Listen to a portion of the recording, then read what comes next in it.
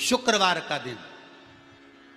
तो कहोगे गुरुजी ये कथा कहां से निकाल के लाए हो? तो विष्णु पुराण में से आप उसको स्मरण कर सकते हो। काय में से? विष्णु पुराण में से। एक पात्र में देसी गाय का दूध, जल उसमें रखकर, और आपके यहाँ अगर लड्डू गोपाल हो, यदि आपके घर में ठाकुर जी हो, लड्डू गोपाल हो, विष्णु जी का कोई स्वरूप हो, श्री हरि का कोई स्वरूप हो, तो उस पर शुक्रवार के दिन आप संध्या के समय पर दुर्वा डालकर, उस दुर्वा से अगर लक्ष्मी जी के नामों का 108 बार उच्चारण कर कर, घी का दिया लगाकर, कैसर के चावल साथ में रखकर केवल उस जल का और दूध का मात्र छींटा देते हो, तो उसके घर में कभी लक्ष्मी की कमी नहीं आ सकती, संपदा बढ़ती चली जाती है। 108 बार लक्ष्मी के नाम का मात्र उच्चारण कर लेने पर, भगवान विष्णु के चरणारविंद पर, भगवान विष्णु के चरणों पर केवल उस दुर्वा का, जल का, दूध का सींचन कर देने से भी लक्ष्मी की वृद्धि होती, लक्ष्मी देती, दुर्वा बढ़ती है। और दुर्वा का एक बहुत सुंदर गुण है महाराज, बहुत सुंदर गुण है दुर्वा का।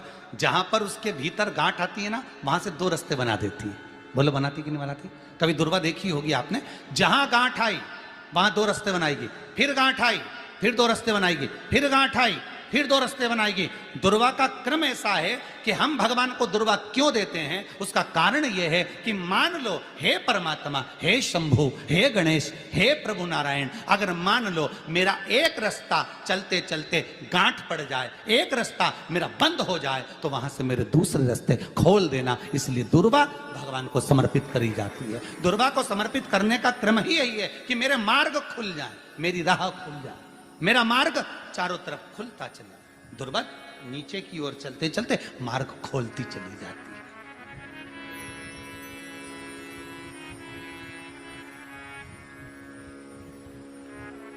अमृत है ये, इसलिए नष्ट नहीं होती। तोड़ के रख लेना, प्रैक्टिकल करके जरूर देखना, सियोर वाला महाराज कहीं झूठ तो नहीं बोल रहा है। तोड़ कर रखो दुर्वा को, बोरी में भर कर रखो, 4 साल 6 महीने 8 महीने बाद सूख जाए, बेकार हो जाए, उसके बाद भी उसको खेत में, बगीचे में कहीं ले जाकर पटक देना, 8-15 दिन पानी देना, देखो फिर वापस वही हरि की हरि होना, वही कहीं ना कहीं से स्फुटित होते फिर आगे बढ़ना चालू कर देगी। उसका तत्व है अमृत, वो अमर है, मरती नहीं, फिर चालू हो जाती। शिव कहते हैं यही अमरता है, यही अमरता है कि दुख आया तो मरने की नहीं सोचना है। तकलीफ आई, कष्ट आया, रोग आया, बीमारी आई, थोड़ा सा तकलीफ आ गई, थोड़ी बीमारी आ गई, थोड़ा दुख आ गया, तो ये मत सोचना मैं मरना है। नहीं नहीं नहीं, अभी तो और जीना है। तो किस लिए जीना है? कोई कहेगा इसको कहीं आसक्तियां होंगी, घर की, परिवार की, कुटुंब की, कबीले की, इसलिए जीना चाहती है, इसलिए जीना चाहता नहीं। आसक्ति एक रखना कि मैं जीना इसलिए चाहता हूं, मैं और जीना चाहती हूं, इसलिए चाहती हूं कि अब मैं भगवान का भजन करना चाहती हूं। अभी तक मैंने परिवार, कुटुंब, कबीले, संसार के लिए करा, अब जितनी जिंदगी दी उस मालिक ने, अब मैं उसका भजन करूं। दुर्वा भगवान विष्णु को चढ़े, दुर्वा गणेश जी को चढ़े, दुर्वा शिव जी को चढ़े, दुर्वा ब्रह्मा को चढ़े, दुर्वा इंद्र को चढ़े, दुर्वा पितरों को चढ़े। कितना सुंदर कहा है। जिसके घर में पितृदोष प्रबल होता है, बहुत प्रबल पितृदोष है, तो उसके घर के जहां पानी का मटका रखा था, पितृदोष मालूम है ना? पितृदोष का लक्षण क्या होता है? 1 रुपए कमाओ, 1.25 रुपए खर्च हो, समझ लेना पितृदोष। रात्रि को सो गए तुम, बड़े चक नींद आ गई तुमको, बहुत प्रेम से सो गए, सोने के 1.5 घंटे या 2 घंटे बाद तुम्हारी नींद खुल जाए और कम से कम आधे घंटे तक तुमको भूख लग रही हो, समझ लेना पितृदोष है। सोकर उठने के बाद में जैसे ही 1-2 घंटे की नींद हो गई और अचानक नींद खुल गई और तुम्हें भूख लग रही है, भूख लग रही है, प्यास लग रही है बहुत तेज, अभी सोए हो, 1.5 घंटा ही हुआ, 2 घंटा ही हुआ, भूख लगने लगी, बहुत तेज भूख लग रही है, समझ लेना पितृदोष। पितृ भूखे हैं, भोजन की याचना कर रहे हैं, भोजन की याचना। सोने के बाद तत्काल नींद खुले 2 घंटे के बाद, भूख लगे, उसका भी एक समय बताया है महाराज ब्रह्मवर्ता पुराण के अंतर्गत कि रात्रि को सोने के बाद में 1 घंटे की नींद हो जाए और उसके बाद में 2 घंटे के अंदर वापिस नींद खुल जाए और भूख लगने लगे तो समझ लो पितृ भूखे हैं, भोजन मांग रहे, अन्न मांग रहे, पितृ दोष है।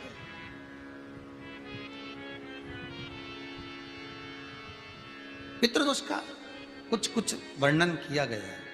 घर में एक पात्र के चक्कर में, एक बेडशीट के चक्कर में, एक सामान के चक्कर में विवाद हो रहा है तो समझ लो पितृदोष है।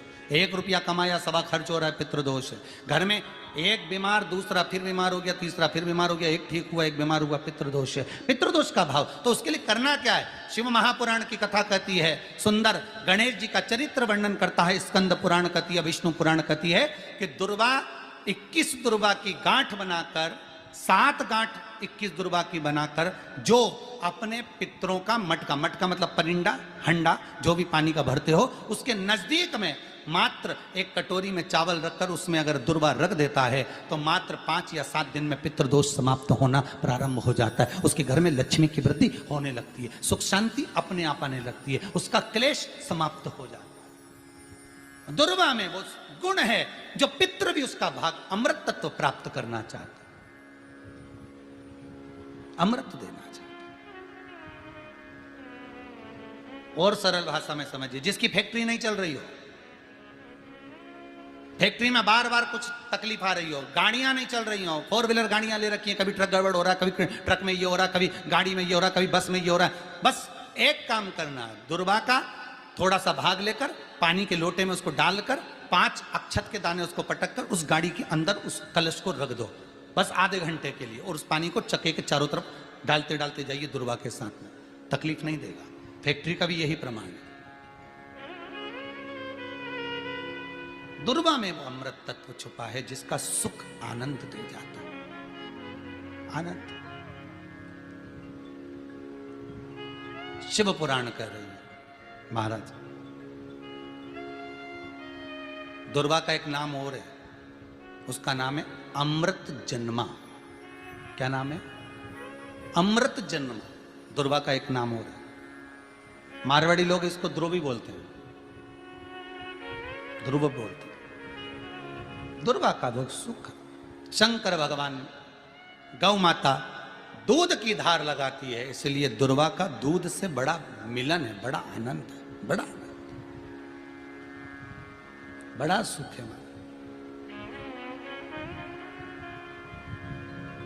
कोई भी ग्रह अनुकूल नहीं है, सब बेकार चल रहे हो, सब प्रतिकूल चल रहे हो, दूध के पात्र में दुर्वा डाल लो, पीपल के वृक्ष के नीचे चढ़ा कर आओ, राहु केतु शुक्र शनि जो भी गड़बड़ है सब सुधरना चालू हो जाता है। दुर्वा का वो सुख। जिस नदी में स्नान करो, तीर्थ में जाकर उस नदी के पास में कोई बगीचा लगा हो, वहां की दुर्वा को तोड़कर स्नान करते समय नदी में मात्र विसर्जन कर देने पर पितरों को पिंड पहुंच जाता है। मात्र उस दुर्वा का विसर्जन कर देने पर पितरों को पिंड का भाग मिल जाता है। अभी ना तो तुम्हारे पास में आटा है, ना तुम्हारे पास में चावल है, ना तुम्हारे पास में पिंड है, ना कोई तुम्हें संकल्प छुड़ा रहा है, ना कोई तुम्हारे पास में वस्तु है, उसके बाद भी पितरों को भाग मिल रहा है। काय से? केवल एक दुर्वा के तत्व से। स्नान करने से पहले पवित्र नदी में, गंगा यमुना नर्मदा सरयू आदि किसी पवित्र नदी में आप स्नान कर रहे हो, वहां के बगीचे में घूमकर आप जाते तो हो, पैदल ही नहाने जाते हो, तो घाट के आसपास में कोई बगीचा, वहां की दुर्वा तोड़ ली, एक दुर्वा नहाने से पहले अपने पूर्वजों पितरों के नाम से नदी में छोड़ दी। फूल तो छोड़ते ही हो, दिया भी छोड़ते हो, बस एक ही चीज नहीं छोड़ते, वो दुर्वा, और वो ही काम की, वही काम की। तुम कुछ छोड़ो ना छोड़ो, एक दुर्वा का भाग छोड़ दिया, वो पितरों के लिए होता, सुख प्रदान करने वाला। शिव पुराण कह रही है महाराज, देवताओं को अमृत कितनी बार मिला? 1 बार। दुर्वा को अमृत कितनी बार मिला? जम के बोलिए, 5 बार। कार्य सिद्धि के लिए 5 दुर्वा गणेश जी को चढ़ाई जाती है, आज भी नियम।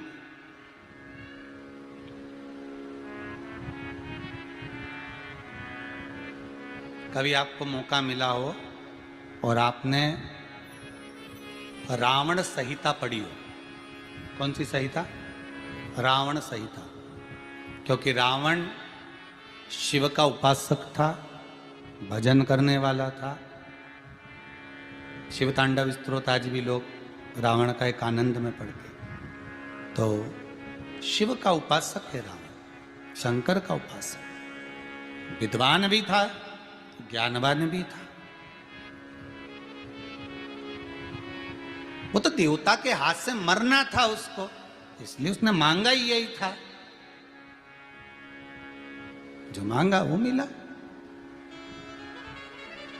तो रावण संहिता अगर किसी ने पढ़ी हो तो उसको मालूम होगा, रावण संहिता में 4 तरह के तिलक का महत्व बताया। कितने तिलक? 4। उन 4 तिलक में सर्वश्रेष्ठ तिलक रावण बताता है। एक तिलक सर्वश्रेष्ठ है, वो है दुर्वा। जो दुर्वा होती है, उस दुर्वा को जलाकर उसकी भस्म तैयार कर कर उसमें गाय का श्वेत गाय, कौन सी गाय? सफेद। उस गाय के शरीर पर कोई दाग ना, उसके शरीर पर पूर्ण तरह से श्वेत हो, ना लाल उसमें कोई धब्बा हो, ना काला धब्बा हो, ना कोई कलर हो, बस केवल श्वेत। रावण संहिता में 4 तरह के तिलक का प्रमाण दिया। तो एक तिलक रावण संहिता में वर्णन आया, एक तिलक का जो व्याख्यान वर्णन किया गया, उसमें दुर्वा को जलाकर राख कर कर भस्म बनाकर उसमें गाय का घी, देसी गाय का घी मिलाकर और उसका बिंदी, उसका तिलक मस्तक पर लगाकर या नैनों में सुरमा लगाकर जो व्यक्ति जिस किसी से मिले वो उसका हो जाता। उस दुर्वा में इतना प्रबलता आ जाती है, अमृत तत्व जुड़ा हुआ है दुर्वा के। रावण संहिता में 4 तिलक बताएं, उसमें से सबसे 4 तिलक में अलग अलग, एक बेलपत्री की जड़ का तिलक है, एक आंकड़े की जड़ का तिलक है। रावण संहिता में 4 तिलकों का वर्णन है, उसमें मुख्य है सबसे ज्यादा।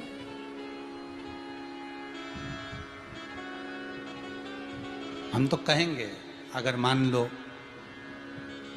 वैसे तो नौकरी करने जाओ, सर्विस करने जाओ तो आंख में काजल लगा कर जा नहीं सकते, नहीं तो लोग ही कह देंगे कहाँ से आया है। मालूम पड़े तुम नौकरी के लिए इंटरव्यू देने जाओ और आंखों में काजल लगा के चले जाओ, तो फिर भी एक प्रयास करना, फिर भी एक प्रयास करना। उस दुर्वा का जो काजल बनाओ, मूछे हो, दाढ़ी हो, कहीं कहीं पर भी उसकी एक बिंदी लगा कर चले जाओ, वो असर करेगी और आपको वो जॉब मिल ही जाएगा, ये पक्का है।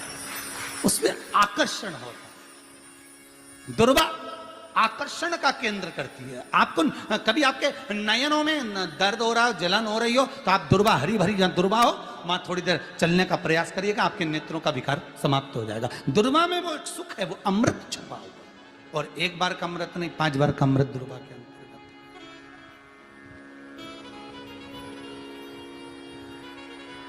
कौन से देवता हैं जिनके ऊपर दुर्वा का जल दूध में मिला हुआ छीटा जाए? श्वेत गाय के। देखो दूध का प्रमाण बार बार दुर्वा के साथ आया, उसका कारण क्या है? क्या कारण हो सकता है उसका? उसका एक कारण है, समुद्र मंथन के समय पर सबसे पहले कुछ निकला था, तो समुद्र मंथन में सबसे पहले निकली थी गौ माता निकली थी। क्या निकली थी? गाय। सबसे पहले निकली थी गाय। और कितनी गाय निकली थी? 5। पहली नंदा, दूसरी सुभद्रा, तीसरी सुरभि, चौथी सुशीला, 5वीं बहुला। ये 5 गाय समुद्र मंथन में निकली। अब समुद्र मंथन में जब गौ माता निकली तो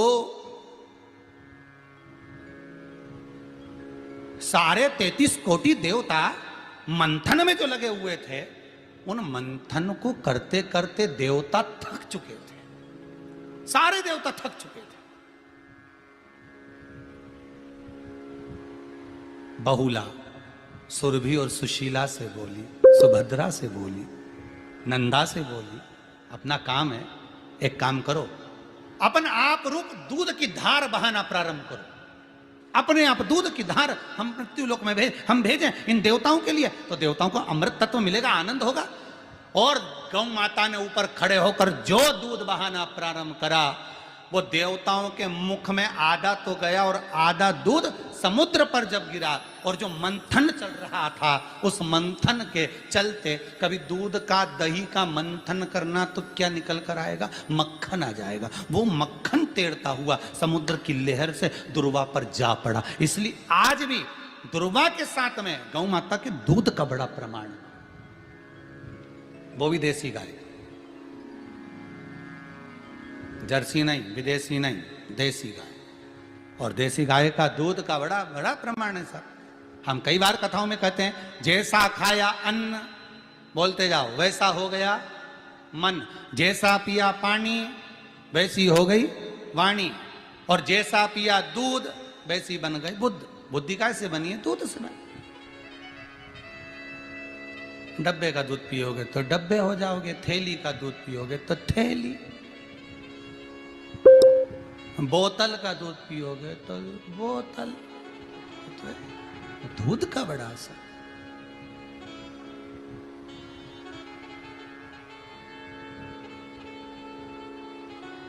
गौ माता के दूध का पान। कहा एक पात्र में जल और दूध ले लीजिए, शुक्रवार का दिन।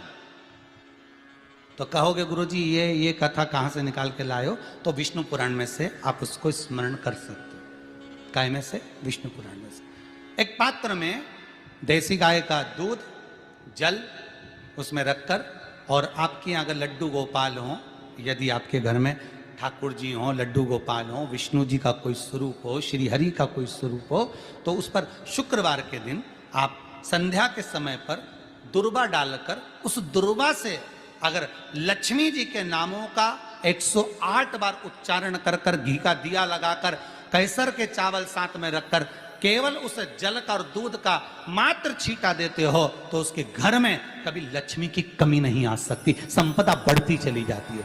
108 बार लक्ष्मी के नाम का मात्र उच्चारण कर लेने पर, भगवान विष्णु के चरणारविंद पर, भगवान विष्णु के चरणों पर केवल उस दुर्वा का, जल का, दूध का सिंचन कर देने से भी लक्ष्मी की वृद्धि होती है। जैसे व्यक्ति का कोई काम नहीं हो रहा हो, बहुत दिन से लगे, बहुत समय से लगे, ये काम हो ही नहीं रहा, तो शंकर जी का नाम को उल्टा कर कर जपना चालू कर दो, नमः शिवाय ओम। आपको लगे कि आपके घर में शांति बिल्कुल नहीं है, क्लेश बहुत ज्यादा है, बहुत ज्यादा तकलीफ, हमारे घर में कुछ न कुछ जरा सी बात पर विवाद होता ही है, तो प्रयास करिएगा कि आप काली तिल थोड़ी सी, एक काली मिर्ची और 7 लौंग, क्या क्या तिल चीजें हैं, काली तिल, काली मिर्ची, 7 लौंग, केवल ये हथेली में रखकर अपना नाम और गोत्र बोलकर अपने दरवाजे से बाहर निकलकर किसी भी शंकर के मंदिर को समर्पित करिए। शिव पे नहीं चढ़ाने दें तो शंकर की चौखट पर रखें। महाराज, घर में कभी क्लेश नहीं होगा, बिल्कुल शांति। और शुक्रवार के दिन माता लक्ष्मी के लिए अग्नि में आहुति दीजिए। महाराज, शाम के समय पर सूर्यास्त के पहले शिव महापुराण की कथा कहती है, अग्नि पुराण कहती है, नर्मदा पुराण कहती है, लिंग पुराण कहती है कि बेलपत्री के वृक्ष के नीचे, नीचे तो नीचे वो भी जाने दो, यहां तक वर्णन किया शिव महापुराण में तो कि बेलपत्री का जो फल होता है ना, बेल फल जो होता है, कहते हैं अगर किसी व्यक्ति के यहाँ लक्ष्मी की कमी होती है, संपदा की कमी होती है, जिसके यहाँ पैसा नहीं आता, धन नहीं आता, तो बेल का जो फल होता है, बेलपत्री का जो फल होता है, उस फल के गूदे को,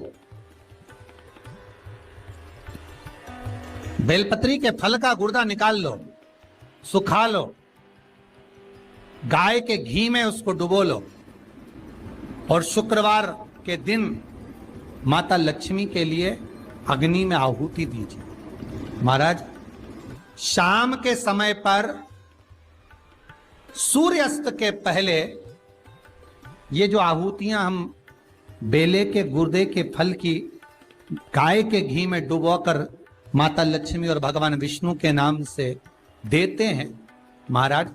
2 या 3 शुक्रवार करोगे, लक्ष्मी की कभी कमी नहीं आती, संपदा बढ़ती है। एक प्रयोग और कर देखना, कभी अगर मौका मिले आपको तो प्रयोग कर देखिए। लिंग पुराण के अंदर लिखा हुआ है, शिव पुराण में, लिंग पुराण में और स्कंद पुराण में कहा गया है कि अगर किसी ने बेले के फल का अगर थोड़ा सा भी गुर्दा पाया है, बेले के फल को खाया हो या बेल का रस पिया हो या बेल के फल का जूस पिया हो, अगर वो व्यक्ति का अनायास किसी कारणवश प्राण भी छूट गए हो, तो शिव महापुराण की कथा कहती है कि 27 दिन तक वो बेल के फल का रस उसके नस नस में रहता है, तो उस व्यक्ति को यम नहीं छूते, वो कैलाश पर निवास करता है। मर भी जाता है तो अधोगति में नहीं पड़ता, नरक नहीं भोगता, वो बैकुंठ पद का कामी हो, बैकुंठ का निवासी।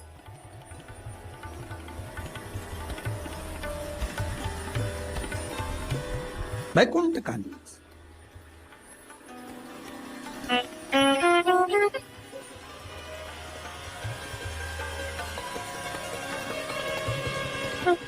ये जो शिव जी को चढ़ती बेलपत्री हुई, शमी पत्र हुआ, मदार का पुष्प, आंकड़े का जो पुष्प हुआ, ये सब साधारण नहीं है। साथ शंकर का एक एक गुण तत्व ग्रहण करने वाले, शंकर का अनुमोदन करने वाले, शिव को एक एक वस्तु जो चढ़ने वाली साधारण नहीं।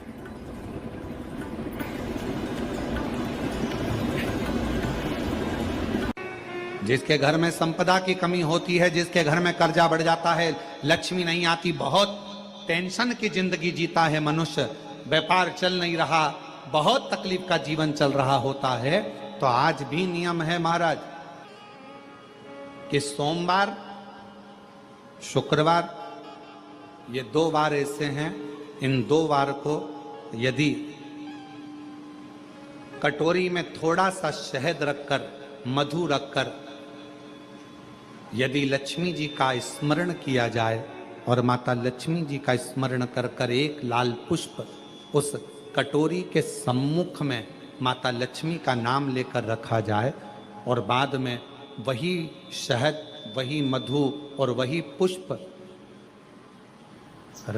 सोमवार का दिन और शुक्रवार के दिन लक्ष्मी का पूजन कर कर, स्मरण कर कर, दूसरे दिन शुक्रवार के दिन पूजन करें, शनिवार के दिन उस मधु का, उस पुष्प का विसर्जन करें, सोमवार के दिन पूजन करें लक्ष्मी जी का स्मरण कर कर, और मंगलवार के दिन अगर विसर्जन करें, 5 या 7 सोमवार या शुक्रवार को यदि आप मधु का भोग लक्ष्मी जी को लगाना प्रारंभ कर दें, शिव का नाम स्मरण कर कर, तो उसके घर में कभी संपदा की कमी नहीं होती, लक्ष्मी उस संपदा को बढ़ा। महाराज हम तो आपसे निवेदन पहले भी करे, आज फिर करते। मान लो आपको ऐसा लगता है कि घर में बीमारियां ज्यादा घेर रही है, तो एक बेल का टुकड़ा, बेले का फल का एक टुकड़ा अपने ही घर में कहीं पर भी कटोरी में रख दीजिए, शिव का स्मरण, सुख प्रदान करेगा। अगर थोड़ा बहुत रोग आ भी गया निकल जाएगा, पर बड़ी बीमारी में कोई फंस नहीं पाएगा, ज्यादा जनहानि नहीं होगी, तकलीफ नहीं भोगता। शिव को प्रिय है।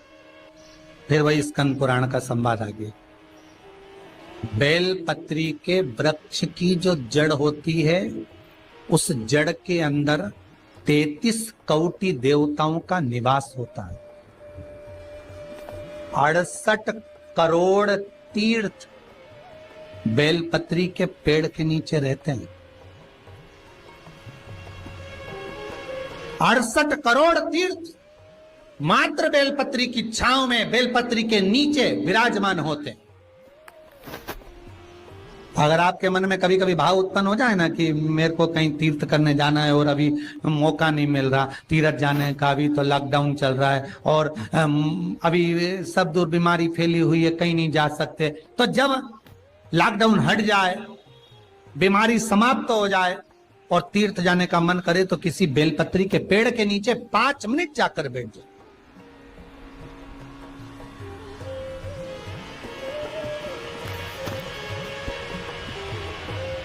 और जप लो, श्री शिवाय नमस्तुभ्यम। जितने बैठे हो टीवी के सामने प्रेम से बोलो, श्री शिवाय नमस्तुभ्यम। जितने टीवी के सामने बैठे एक बार फिर से बोलो, श्री, साथ में बोलो, आगे आगे नहीं, श्री शिवाय नमस्तुभ्यम।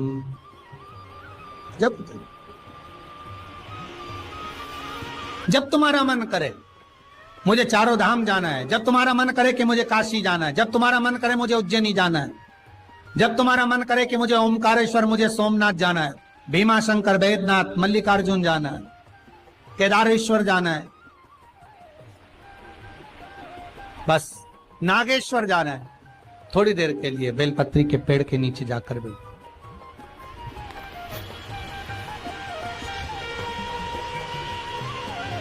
68,000 तीर्थ सब बेलपत्री के वृक्ष के नीचे विराजमान। जहां पर देवराज के प्राण छूटे वहां बेलपत्री का पौधा है, बेलपत्री का वृक्ष है। हिंदू धर्म में आज भी रीति है, मरने वाले व्यक्ति, अब तो ये कोरोना महामारी में ना गाड़ी में भरे ने लेकर चले गए और जला दिया, पर पहले जो नियम था शास्त्रार्थ के अनुसार, जब कोई व्यक्ति मरता था उसको कंधे पर लेकर जाते थे, तो ले जाने के बाद में बीच राह में एक स्थान ऐसा आता था जहां पर अर्थी को उतारते थे, विश्राम स्थल पर उस अर्थी को उतारा जाता था। और वो केवल विश्राम स्थल ऐसे नहीं होता था, वहां पर बेलपत्री का पौधा होता था, पेड़ होता था, उस बेलपत्री के वृक्ष की छांव उस मुर्दे पर भी पड़ जाती थी तो उसको यम की कैद नहीं भोगना पड़े, उसको यम की कैद, यम की त्राण नहीं भोगना पड़े।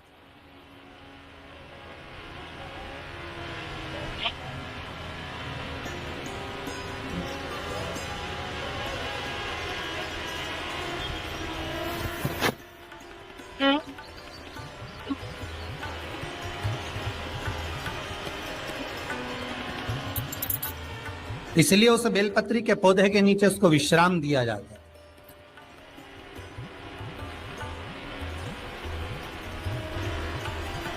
बेलपत्री के पौधे के नीचे उसको विश्रामता दी गई। जब शिव कह रहे हैं, देवराज तेरे प्राण छूटे, मना नहीं है तेरे प्राण छूटे, पर तेरे प्राण जहां छूटे वो बेलपत्री का वृक्ष था।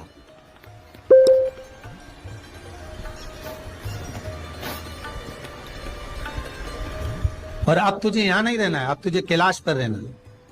तो कैलाश पर क्यों? शंकर भगवान बोलते हैं ये मृत्यु लोक जो है ना, पृथ्वी, ये भूमि जो है ना, ये मेरी निवास स्थली है, ये मेरा घर है।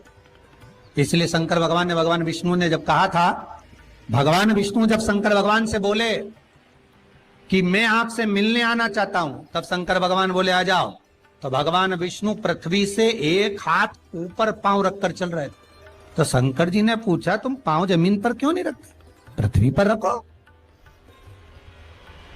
शिव जी मैं पांव पृथ्वी पर नहीं रख, क्यों? नहीं नहीं नहीं नहीं, मैं पांव पृथ्वी पर नहीं रख सकता।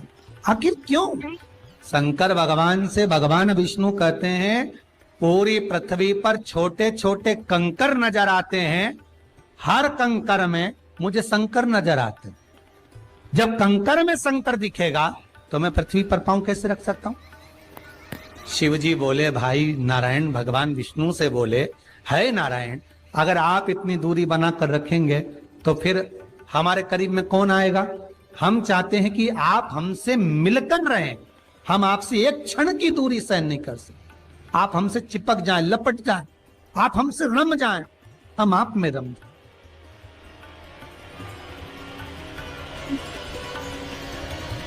कुछ ऐसा कर दो, शंकर जी कह रहे हैं नारायण कुछ ऐसा कर दो कि शंकर नारायण से दूर नहीं रहे, नारायण शंकर से दूर नहीं रहे, ऐसा कुछ कर दिया जाए। तब भगवान शिव ने भगवान विष्णु से कहा एक काम हो सकता है कि आप सांप बन जाओ। भगवान विष्णु ने पूछा मैं सांप बन जाऊं क्यों?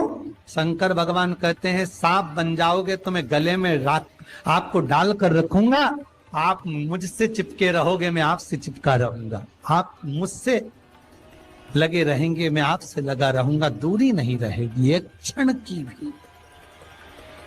और भगवान विष्णु सर्प बन गए, भगवान विष्णु सांप बन गए। सांप बने भगवान शंकर ने, भगवान विष्णु जब सर्प बने और सर्प बनकर भगवान शंकर ने अपने गले में भगवान विष्णु को धारण कर लिया।